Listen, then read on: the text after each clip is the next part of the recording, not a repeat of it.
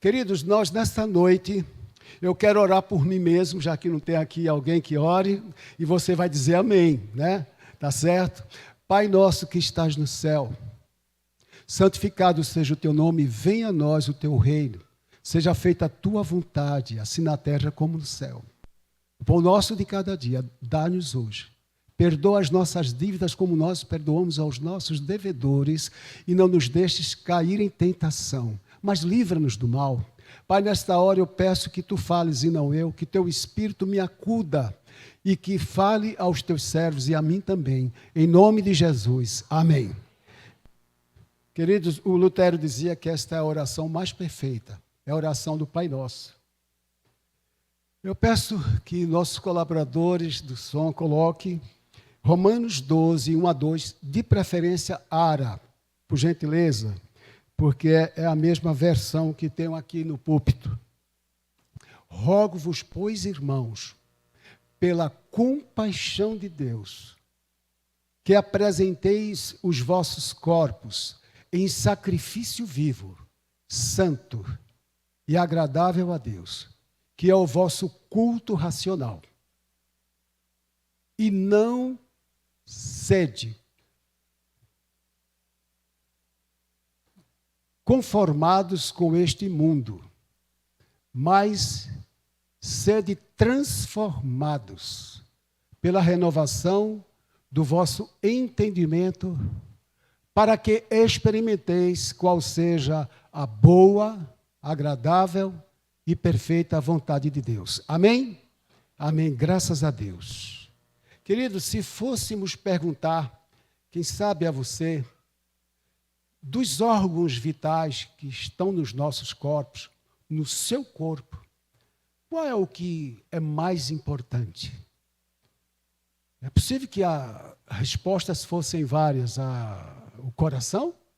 Sem ele não há bombeamento de sangue, não chega a vida. O sangue, a vida está no sangue, Deus disse. Muito importante. Mas os pés, Paulo disse, as mãos, os olhos, os 5 sentidos são todos tão importantes. Cada um que faltar para nós já é uma tragédia para quem possui os 5 sentidos. Visão, audição, olfato, paladar e tato. Mas há dentro de nós, colocado por Deus, que é a mente suprema, Ele colocou em nós uma mente. Todos nós temos uma mente. E essa mente, ela é o centro, dentro de nós, onde emanam as nossas escolhas, as nossas decisões. Toda a filosofia do mundo, escrita pelos antigos e os atuais filósofos, todas elas prescrutavam a mente humana. E a mente humana, da mente humana, um tal de Bonzo, ele escreveu um tom, Bonus, em 1960, ele começou a criar na gestão a questão do mapa mental. Fala-se da mentalidade. O que seria a mentalidade? Um conjunto de órgãos, um conjunto de crenças. Quem não tem crenças, eu nasci numa casa onde havia muitas, um conjunto de atitudes e padrões mentais que expressam como uma pessoa ou um grupo interpreta os fatos sociais, como essas pessoas reagem. As reações diferenciam de A para B, de uma pessoa para outra. Mas Luís de Assis, o avô do pastor Gerson Perrus, que nós conhecemos em 78, ele dizia que um homem é conhecido por suas reações, como ele reage. Já um professor, doutor Luiz Alencar, que foi ministro do STJ, há um aluno que teve uma nota muito baixa e ficou triste na sua carteira, ele disse assim: você não será julgado por essa nota, você vale muito mais do que isso. Às vezes reagimos a certas ações ou diante de uma prova que não expressamos a nossa própria personalidade. Às vezes, nossas respostas, elas não são respostas que gostaríamos de dizê-las, é porque não houve uma outra melhor na hora. Depois alguém nos repreende ou vem interpelar a nós e nós pensamos, de fato, se eu tivesse na hora pensado diferente, não teria dado aquela resposta. Jesus não respondeu a todas as perguntas. Diante de Herodes, ele não respondeu nada. Herodes ficou frustrado. E Salomão dizia que a palavra dita ao seu tempo é como maçã de ouro em salvas de prata. Quantas pessoas são reputadas sábias simplesmente porque não responderam coisa nenhuma? Se calaram. Outras sábias porque disseram monossilabicamente uma palavra ou duas, porque a pergunta tinha armadilha. Mas nós somos medidos pelo que sai da nossa boca. Jesus disse que a boca fala do que o coração está cheio. E é do coração que vai sair a identidade da nossa mente. Que tipo de mente você tem? Porque essa mente nossa, ela interpreta o mundo com esses mesmos elementos, ela toma as decisões, ela reage às diversas situações. Nós temos um modelo mental. Esse modelo mental, a gente vai ver, inclusive, nos personagens bíblicos, que eles não vinham acabados, perfeitamente prontos, porque eram profetas. O Jeremias chorava, questionava, Abacuque fez perguntas a Deus desafiadoras, como se pudesse. Moisés disse que não tinha capacidade de falar com o faraó no lugar onde ele morou 40 anos lá, e ele dizia que não tinha capacidade.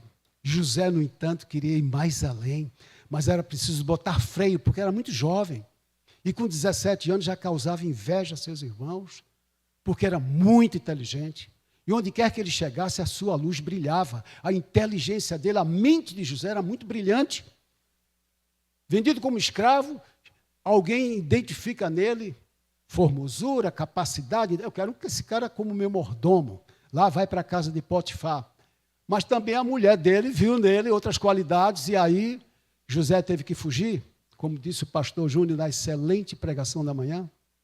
Aí José vai para onde? Para uma penitenciária, lugar de preso, lugar de tristezas. Mas estava ele, sendo auxiliar do carcereiro, já estava gerindo a penitenciária, porque o carcereiro viu nele essa capacidade e a fidelidade. E depois, sabemos da história, que é dali que ele sai, já com 30 anos de idade, não quer dizer que ele entrou lá com 17, pode ter entrado até com 25, não sabemos, mas 2 anos no mínimo, aconteceu um fato lá, dele ter a revelação de sonhos, de 2 varões servidores de Faraó, e que depois, um deles, um morreu, o outro lembrou-se dele quando o Faraó teve um sonho e ninguém poderia descrever, e ele vai e ele se torna governador. Porque José tinha dentro do seu coração um bom depósito. A minha mente só pode contribuir com a minha inteligência que Deus me deu, ou com o que eu adquiri, ou o conhecimento que eu me esforcei para ter. Isso só pode ser útil para mim, dependendo dos elementos que eu depositei no meu coração. A boca fala do que está cheio o coração. E o coração sopra para a mente trabalha com esses elementos que eu deixei entrar lá. Então é o que você deixa entrar, é o que eu deixo entrar. No coração, que a sua mente vai trabalhar, ela não tem outros elementos. Grandes gestores de grandes empresas, eles fazem quase que milagre na gestão, sabem trabalhar com a falta de empregado, com poucos recursos, com recursos de má qualidade, mas se só tiver coisa ruim, o que é que esse bom gestor pode fazer? É necessário que o nosso coração tenha bons materiais nele depositados, para que a nossa mente, aí sim, ela brilhe no meio do nosso viver, trabalhando com essas coisas, esses caracteres que nós permitimos que entrem em nosso coração. Uma nova mente, ela pode acontecer. Eu nasci com uma mente, eu posso ter uma nova mente. A mente é mais mutante do que nós podemos imaginar. O meio nos influencia. Na verdade, só falamos português porque nascemos numa casa que falava um português. Senão falaríamos mandarim, japonês, a língua nipônica, qualquer coisa. É o meio que nos influencia. Então, nós aprendemos idiomas, nós aprendemos jeitos. Existem netos que imitam seus avós na forma de cruzar as pernas. Nós imitamos nossos pais inconscientemente, na maneira de colocar a mão no quadril, ou até mesmo de pentear um cabelo, porque nós somos como aqueles que aprendem com mímica. É a primeira linguagem do ser humano. Quando a criança levanta as mãos, ela está pedindo alguma coisa. Quando ela quer ir para o colo, não sabe nem falar. Então, essa mente é mutante. Alguém muito inteligente, muito sábio, muito conhecido, um dos personagens mais brilhantes da Bíblia, Tarso, Tarso era a cidade, o nome dele era Saul, que já na língua do Novo Testamento era Saulo, e que foi mudado, quem sabe por ele mesmo, se tornando como Paulo, um nome mais aceitável no grego. Então, Paulo, ele era um homem que, se fosse entrevistado, eu diria que era perfeito. Houve um pastor aqui que, dessa plataforma, falou que os fariseus, eles decoravam 600 frases, como se fossem 600 versículos. A memorização era algo, um trabalho mental de todo fariseu. Muita inteligência. E Paulo era culto, era poliglota, sabia de muitas coisas. Então, era um homem que era como perfeito, mas ele tinha uma vontade pessoal, e a sua vontade pessoal era agradar a Deus. Ele era zeloso, puritano, talvez se fossem ver um vício de Paulo, talvez ninguém o enxergasse. Culto. Tiago diz que o varão perfeito é aquele que não tropeça na palavra. Tiago 3:2. Então, ele tinha um linguajar perfeito, era poliglota, articulava bem, sabia redarguir. Alguém arguía, ele redarguía, com muita inteligência, com muita sabedoria, mas ele estava no caminho errado. O seu zelo não era aceito por Deus. Ele era um homem que se considerava sábio, muito conhecido, mas ele era ignorante da verdade. Quem sabe ele nem foi lá ver quem era aquele Galileu que crucificaram lá. Aquele Galileu que crucificaram, eu ouvi dizer que era um carpinteiro, dizendo filho de Deus. Loucura, loucura. Esses crentes são loucos. Sabe que eles dizem que são salvos? Porque ignoram a verdade. Mas nós fomos criados por uma mente soberana, uma mente perfeita, a mente de Deus, o Senhor, Criador dos céus e da terra, que se identificou a Moisés dizendo, eu sou o que sou. E ele nos deu uma mente e nos deu um espaço nessa mente, que só cabe ele. Nenhum Deus pode ocupar. Nenhuma outra verdade, nenhuma ciência, por mais divisas, por mais títulos que tenha um doutor, ou por mais riqueza, nada pode ocupar este lugar que é de Deus. Por isso que os homens tentam ocupar esse lugar através da religião. Religião não ocupa. Andando de joelhos, não ocupa. Fazendo promessas, não ocupa. Dinheiro não ocupa. Sexo não ocupa. Bebidas alcoólicas não ocupa. Cigarro, cocaína, que estão vendendo. Meu Deus, um traficante compra cocaína. Eu vi isso hoje, uma reportagem. Por R$150 mil. 150 mil o quilo. E vende por quase 600 na Europa. E a pessoa, para esse prazer, também não ocupa. Não ocupa esse lugar que só Deus pode ocupar. Nem o vício, nada. O homem vai ficando cada vez mais frustrado e não sabe por quê. Porque ele quer ocupar, satisfazer essa coisa que pede a Ele todo dia, que seja cheia, que é na sua mente ter Deus no governo. E quando João Batista veio, queridos, ao mundo, João Batista não pregou o evangelho, sabia? Nunca diga que ele era evangelista. Ele chegou, ele pregou a lei, pregou destruição, o machado foi colocado no raiz das árvores, e aquela árvore que não der fruto vai ser cortada e vai ser lançada no fogo. A sua mensagem era aquela mensagem que o povo gostava de ouvir, justiça. Eu acho que Deus está vindo aí agora, vai tirar os romanos, vai acabar com os bandidos. E era assim o tipo de pregação de João Batista. Isso quem diz é William Barclay, no livro A Mente de Cristo. Então, mas aí vem Jesus, ele anuncia Jesus. Ele via que Jesus era santo, era seu primo. Ele via que Jesus era um lorde de educação, de santidade, de pureza.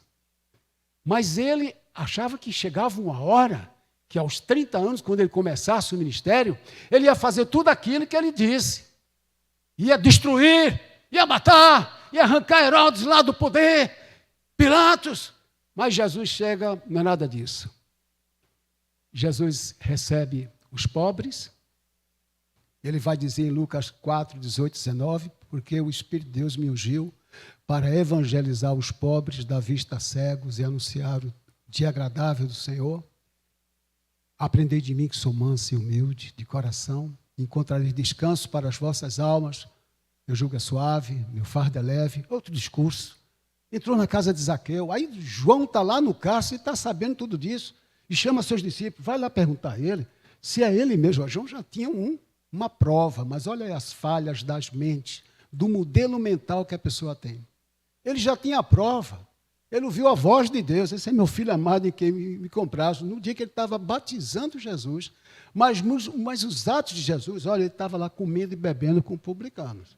E teve uma mulher pecadora que chegou lá, tirou o véu da cabeça, a mulher não descobria a cabeça na frente de homens, tirou o cabelão da mulher, caiu lá, e ela botou o vaso dela, botou perfume, e ela enxugou os pés dele com o cabelo, beijou os pés dele e ele deixou.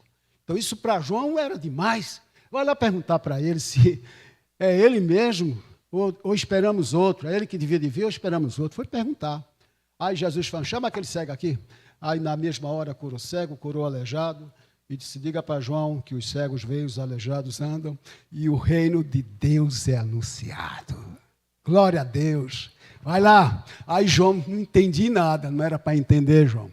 Modelo mental, que estava no coração de João Batista, o grande João Batista, e olha que quando ele vai, apesar do modelo mental de João, o que é que Jesus diz? O que é que vocês esperavam ver de João?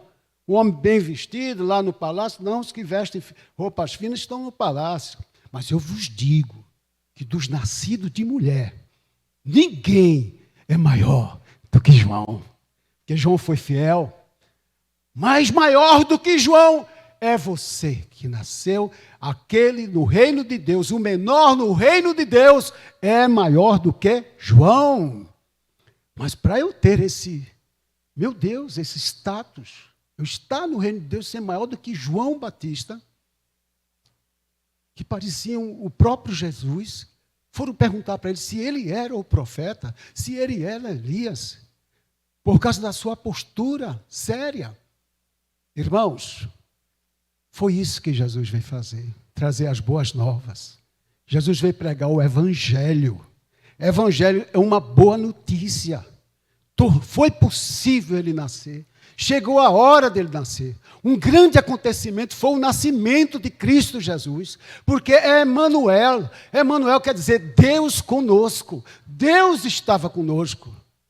Se o nosso coração se esvaziar de nós mesmos, se o nosso coração se esvaziar de tanta coisa que depositamos, meus amados irmãos, teremos a mente de Cristo.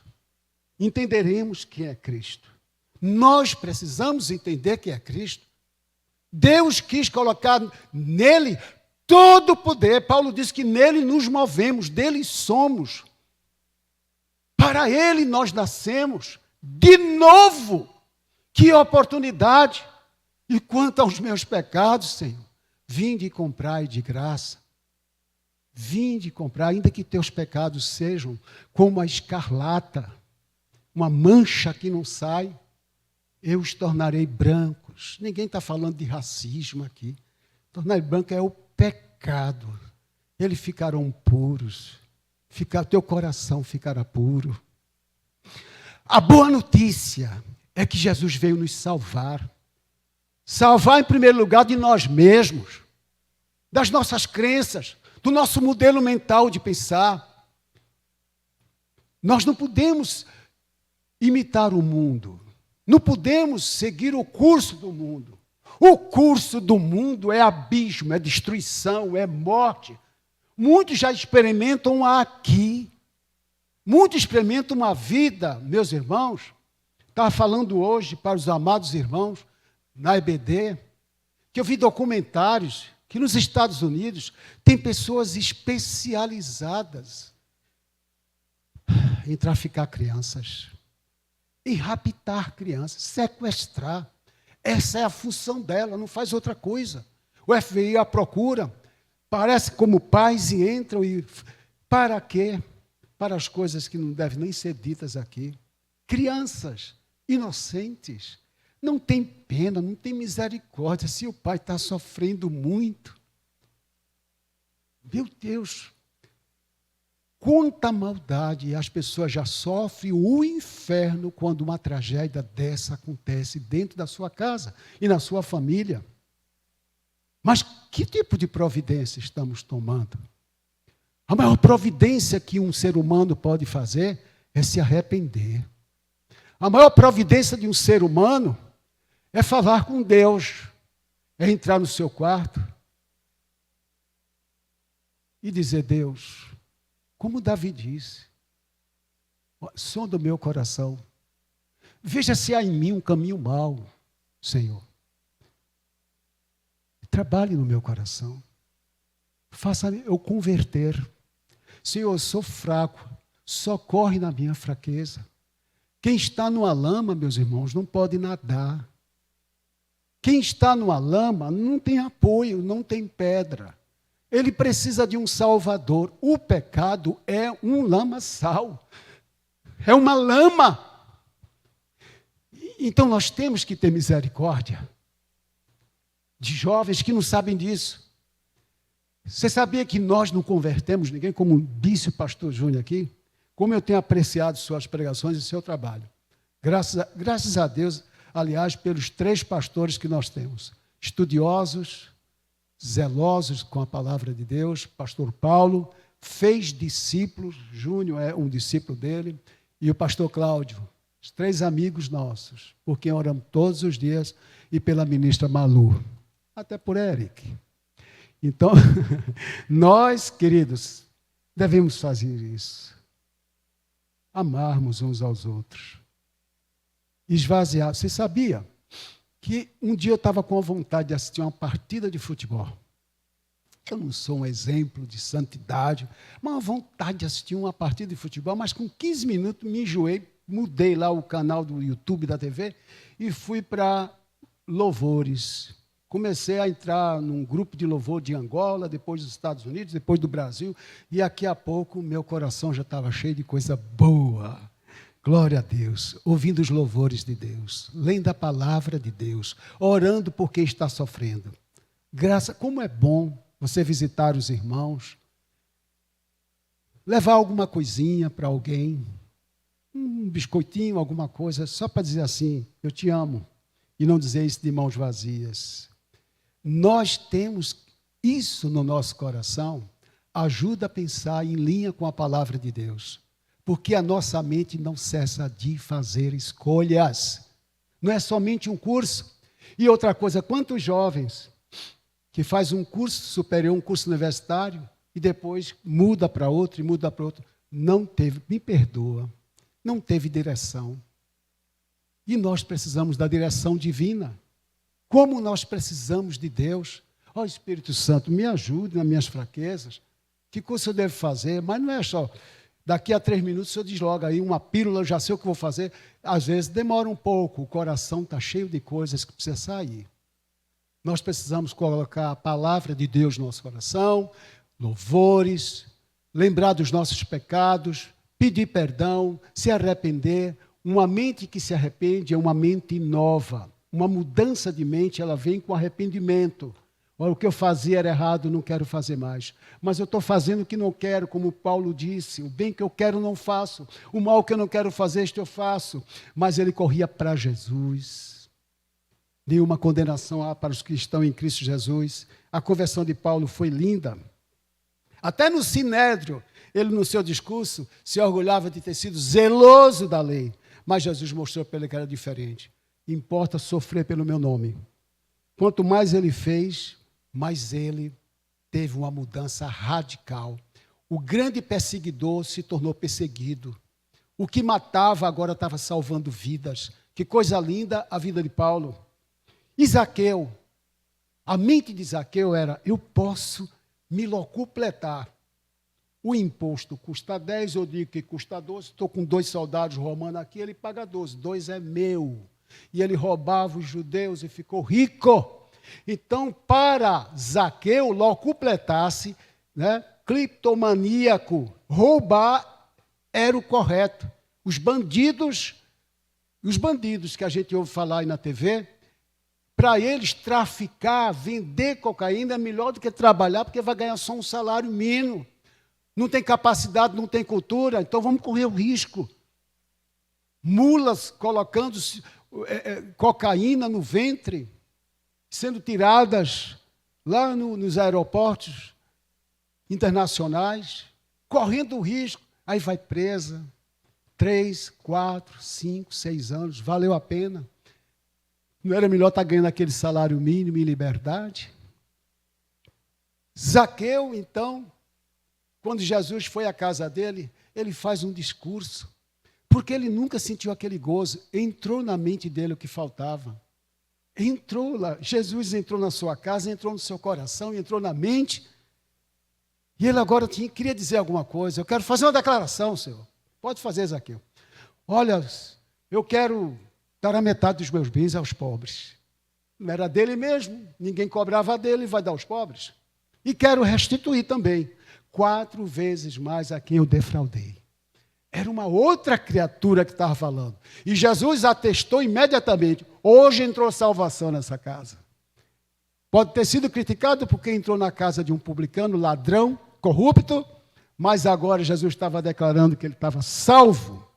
Maria Madalena, Jesus tirou 7 espíritos dela, uma mulher endemoniada. Imagina se ela era uma ninfomania, se ela percorria por esse caminho, ou o quê? Não importa, pecado é pecado. Mas Jesus a amou, porque sabia que ela era ignorante, ela caiu na isca de Satanás. É possível que nessa noite aqui tenha alguém que já fez o que não gostaria de ter feito, mas caiu na isca de Satanás. O Satanás chama de prazer aquilo que Deus chama de pecado. E ele engana. Eu conheço um caso de um cidadão bem casado, com uma senhora elegante, honesta, que o amava. E ele disse que viu uma pessoa e estava considerando apaixonado por ela. Alguém orou por ele. Quando ele já estava super apaixonado, apegadiço, preparado para deixar sua esposa, quando abriu os olhos dele, ele viu que a pessoa não tinha formosura nenhuma. Era só um trabalho que Satanás fez na mente dele, que ele via beleza, o desejo para a mulher dele passou para aquela mulher endemoniada e ele foi salvo. E ele declara que estava indo, correndo para o abismo. E é isso que Satanás quer. Todo adultério, toda mentira, todo locupletamento, toda vantagem ilícita obtida. Isso é trabalho, não é da sua mente, meu irmão. Sua mente foi criada por Deus. Isso é trabalho de Satanás contra você, que quer lhe destruir, quer acabar com você. Finalmente, como é que se reconhece? Por favor, alguém pode botar Gálatas 5, 19. Eu vou ler até 19 até 20. 19, 21. Gálatas. Veja só, quando alguém praticar qualquer coisa, vou ler aqui, que ali para mim está um pouco, tem uma listra no meio que atrapalha. Então, as obras da carne são conhecidas. Prostituição, Deus abomina. Impureza, é o começo da prostituição, da lasciva, a mesma coisa. Mais para frente, por favor. Idolatria, Deus odeia. Feitiçarias, é coisa própria de Satanás. Satanás se acha senhor do feiticeiro. Inimizades não é coisa de Deus, Deus não detesta. Porfias, que é teimosia, discussão, eu quero ter razão, isso não vale. Ciúmes, zelo é uma coisa, mas ciúmes doentio é de Satanás. Iras é de Satanás. Discórdia, a pessoa está sempre discordando, é uma mente que tem no coração a discórdia, porque é orgulhoso. Dissensões é a mesma coisa. Dissensões está sempre se dissentindo. Paulo falou assim: tende em vós o mesmo sentimento que havia em Cristo Jesus. Depois, facções, são as divisões. Nós estamos com o Brasil faccionado, polarizado. Isso não é bom. Invejas. A pessoa que tem inveja, ela não vive, ela fica pensando no sucesso do outro, querendo ter o que não fez para ter. Não se preparou, não estudou, não trabalhou, mas quer ter o mesmo êxito que os outros têm. Glutonaria é desequilíbrio. O glutão é igual ao beberrão. Os dois juntos pesam meio quilo cada um. A mesma coisa, porque não bebe, mas é glutão. Eu não sou glutão, mas bebe, também é bebedice. Tudo que é desequilibrado não é de Deus. Então, depois disso tem, e coisas semelhantes a estas, a respeito das quais eu vos declaro, como já outrora vos preveni, que não herdarão, meu Deus, o reino de Deus, quem tais coisas ou que tais coisas praticam essas pessoas. Mas olha aí, o fruto do Espírito, por favor, Gálatas 5:22. O fruto do Espírito. É isso que está alinhado, que deve estar no nosso coração. Mas o fruto do Espírito é amor. Quando a gente enche o coração de amor, o ódio tem que ir embora. Não convive os dois. João diz que quem não ama é como um assassino. Alegria do Espírito, coisa boa, paz, meu Deus, como agradecemos, né, Beth? Pela paz que Deus, pela graça, nos dá. Porque a gente já conheceu um período de falta de paz. Longanimidade, sabe? Longanimidade. Eu tenho o direito de reclamar, porque já está exagerando, sabe? Essa pessoa está exagerando. Sabia, irmãos, que na verdade, quem tem a mente de Cristo, não podia perder tempo dizendo, mas ele está errado. Ele está errado. O ímpio está sempre errado, irmãos. Está sempre errado. A gente vai chamar a existência o que ele já é. Tem que orar por ele, ou então sair, não se associar com ele. Bandido! Muitas pessoas com título de crente, de pastor, aí vai para a televisão, bandido, canalha! Isso não é de crente. Não é não, porque o cara não está na luz. Ele não está na mesma luz que você está. E por que você vai ficar rouco de gritar com o outro? É canalha, porque o canalha pratica canalice, porque não tem Cristo. Mas a gente ora por ele. Vamos brilhar no meio do nosso viver. Vamos chamar gente para a igreja pela conduta santa que nós temos. Não amar o que é dos outros, não ter nenhuma obra da carne em nossa vida. Então eu não quero ser partido, ter ideologia, você pode gritar canalha, bandido, errado. Para que isso? É claro que quem não tem amor, longanimidade, benignidade, tudo que partir de mim tem que ter essa essência, bondade e fidelidade. Então, fidelidade, porque, irmão, contra essas coisas não há lei. Tem mais aí na frente? Tem mais mansidão, Jesus, domínio próprio, equilíbrio, glória a Deus, né? Contra essas coisas não há lei. Então, queridos, vejam bem, eu quero chamar de todos esses aspectos do fruto, porque é o fruto, não é um fruto só, com vários aspectos, é a fidelidade. O nosso pacto com Cristo tem que ser fidelidade. Está decidido na minha vida fazer o bem. Está decidido na minha vida servir, ajudar. Ainda que está decidido que, se entre dois, na minha aliança com Cristo, um vai ter que sacrificar, serei eu. Não o outro. Por que o outro? Não quero levar vantagem. E Cristo vai me ver. Eu quero dizer aqui uma particularidade, que eu disse à minha esposa, que eu, dia 3, vou fazer 78 anos de idade, né, graças a Deus, jovenzinho, né, com os dentes próprios ainda. Então, há uns 6 meses, eu olhei que o braço estava aqui, o braço do chão estava dançando demais, né? Que negócio feio é esse? Fui para a academia, aí eu falei para o professor, o braço agora está durinho, não tem mais balança aqui não. E ele disse, não, você ainda tem que melhorar o esquerdo, porque tem que destravar o ombro. Tá bom. Aí eu fiquei pensando, trazendo para o espiritual. Assim mesmo é o espiritual.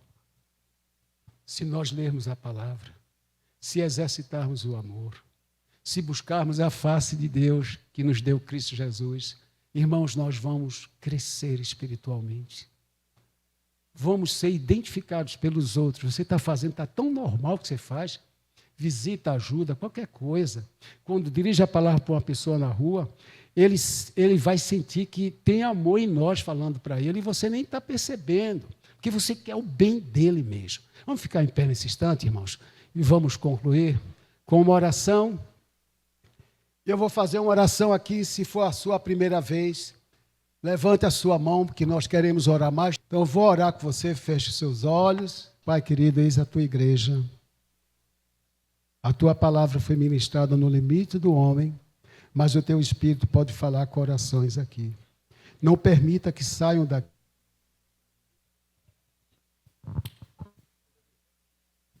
Não permita, meu Deus, que ninguém saia. Se entrou com o coração com coisas nele depositadas que não pode continuar ali. Em nome de Jesus, meu Deus. Teu Espírito Santo convença essa pessoa a esvaziar do seu coração aquilo que não te agrada. Porque os erros em que incorreram até hoje nas suas vidas, sabemos que foi influenciado por aqueles que querem destruir a sua alma e através deles destruir outras vidas, até a própria família, trazendo tristeza, dor. Pai, salva nesta noite, conserta. Pai, a partir de mim, ajuda-nos a esvaziar do coração aquilo que foi depositado inconscientemente ou por ignorância, ou por influência de um amigo ou de uma amiga que a pessoa goste muito. Pai, salva.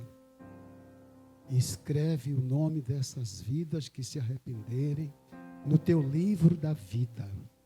Que Jesus habite ricamente na sua mente. Que o lugar que é exclusivamente teu esteja em cada coração. Em nome de Jesus. Amém? Os irmãos da igreja permaneçam como estão. Eu vou perguntar se alguém fez essa oração pela primeira vez. Levante sua mão em nome de Jesus. Eu quero identificar quem fez essa oração pedindo a Deus que Deus abençoe, Deus abençoe, Deus abençoe. Muito bem, eu espero vocês, aqueles que quiserem descer lá, aqueles que tomaram também uma decisão, em nome de Jesus. Nós estamos na sala 2, depois dessa última música.